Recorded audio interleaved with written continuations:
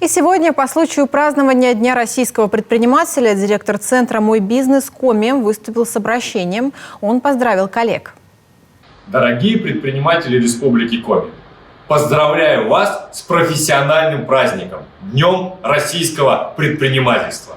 Этот день объединяет тех, кто вкладывает сердце и душу, бесценные знания и опыт, занимаясь любимым делом. Быть предпринимателем сегодня – это не только вести свой бизнес, но и активно участвовать в развитии экономики Республики Коми, в решении глобальных задач общества.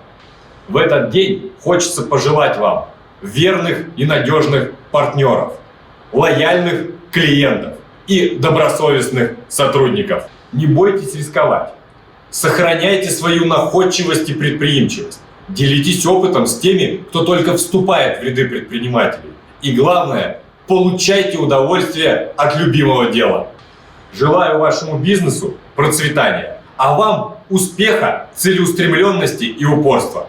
Не останавливайтесь на достигнутом, ставьте новые цели, а команда «Мой бизнес Коми» поможет вам в их достижении.